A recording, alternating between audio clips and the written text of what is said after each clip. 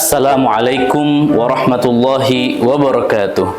Alhamdulillahi rabbil alamin, hamdan wa syukran lillah, wassalatu wassalamu ala rasulillah wa ala alihi wa sahbihi wa man walah.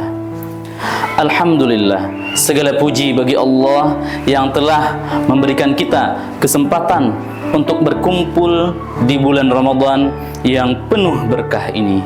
Salawat serta salam senantiasa tercurah kepada junjungan kita Nabi Muhammad sallallahu alaihi wasallam beserta para keluarga, para sahabat dan pengikut-pengikut beliau hingga akhir zaman. Hadirin pemirsa rahimakumullah. Dalam kesempatan singkat ini, mari kita mengambil hikmah dari seorang tokoh yang sering kita dengar, yaitu Abu Nuwas, atau yang sering kita sebut Abu Nawas. Abu Nuwas ini hidup sekitar tahun 756 sampai 814 Masehi. Yang nama asli beliau adalah Abu Al-Hasan Ali bin Hani Al-Hakami. Beliau adalah salah satu penyair Arab paling terkenal dalam sejarah Islam. Ia lahir di Ahvaz, Persia yang sekarang menjadi Iran, dan dibesarkan di Basra, Irak. Abu Nuwas ini dikenal sebagai penyair besar pada masa kekhalifahan Abbasiyah, khususnya di era pemerintahan Harun al-Rashid. Dan beliau hidup juga sezaman dengan Imam Asy-Syafi'i. Meskipun beliau sering dikenal sebagai sosok jenaka dengan kepintarannya, Abu Nuwas sebenarnya memiliki banyak pelajaran moral yang mendalam. Salah satu kisah yang penuh hikmah adalah ketika ia merendahkan dirinya di hadapan Allah Subhanahu wa taala. Dalam salah satu syairnya, Abu Nuwas pernah berdoa, Ilahi las tunil firdausi ahla wala aqwa ala naril jahimi fahabli taubatan waghfir dhunubi fa innaka ghafiru dzambil azimi. Artinya, wahai Tuhanku, aku bukanlah ahli surga dan aku tak sanggup menghadapi panasnya api neraka. Maka berikanlah aku taubat dan ampunilah dosaku, karena hanya Engkaulah pengampun dosa yang besar. Melalui syair ini, Abu Nawas menunjukkan betapa rendahnya hatinya ia di hadapan Allah. Ia menyadari bahwa dirinya adalah manusia penuh dengan dosa, tapi beliau tetap memohon ampunan dan kasih sayang dari Allah Subhanahu wa taala. Dari kisah ini ada 3 pelajaran penting yang bisa kita ambil.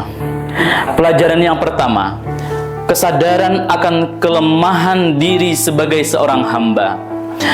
Sebagai manusia, kita harus menyadari bahwa kita tidak pernah luput dari kesalahan dan dosa.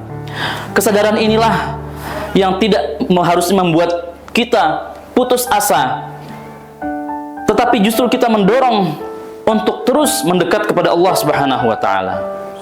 Pelajaran yang kedua, senantiasa memohon ampunan kepada Allah Subhanahu wa taala. Abu Nawas mengajarkan kepada kita bahwa Allah Maha Pengampun. Dalam bulan Ramadan ini, kita memiliki kesempatan besar untuk memohon ampunan kepada Allah atas segala dosa yang telah kita perbuat. Pelajaran yang ketiga, senantiasa optimisme dalam meraih rahmat atau kasih sayang Allah. Meskipun merasa penuh dengan dosa, Abu Nawas tetap memiliki harapan besar pada Allah Subhanahu wa taala. Mengharap rahmat, sikap ini harus kita teladani, bahwa sebesar apapun dosa kita, rahmat Allah jauh lebih besar. Sebagaimana Allah berfirman dalam surah Az-Zumar ayat 53. أعوذ بالله من الشيطان الرجيم قل يا عبادي الذين أسرفوا على أنفسهم لا تقنطوا من رحمة الله إن الله يغفر الذنوب جميعا إنه هو الغفور الرحيم. Katakanlah wahai hamba-hambaku yang telah melampaui batas terhadap diri mereka sendiri, janganlah kamu berputus asa dari rahmat Allah.